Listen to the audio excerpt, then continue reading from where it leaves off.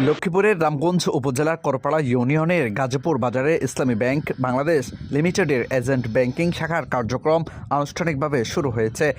এর আগে শাখাটি শ্যামপুর বাজারে কার্যক্রম পরিচালনা করলেও এখন তা পুনরায় গাজীপুর বাজারে স্থানান্তর করে আনুষ্ঠানিকভাবে চালু করা হলো।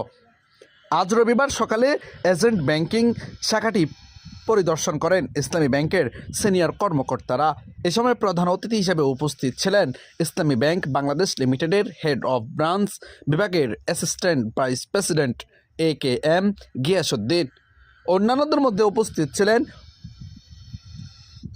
অফিসার জলক উদ্দিন, রামগঞ্জ উপজেলা যুবদলের সম্মানিত সদস্য মাইনুদ্দিন, করপাড়া ইউনিয়ন জামাতে ইসলামীর সেক্রেটারি মাওলানা সাইফুল ইসলাম ফারুকি, বিশিষ্ট সমাজসেবক শামসুল আলম, গাজীপুর বাজার ব্যবসায়ী ব্যবস্থাপনা কমিটির সাধারণ সম্পাদক মোহাম্মদ মহসিন, সমাজসেবক মোহাম্মদ ফরিদ, মোহাম্মদ শওকত ও তারেক আহমেদ সহ ইসলামী ব্যাংকের অন্যান্য কর্মকর্তারা।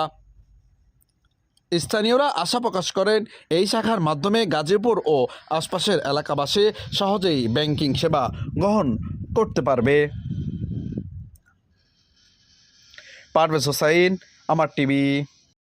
রব্বুল আলামিন যারা এটাকে আনার চেষ্টা করেছেন, যারা আনতে পেরেছেন, আল্লাহ তাদেরকে সততার সাথে এই ব্যাংকিং ব্যবস্থা পরিচালনা করার তৌফিক দান করুন।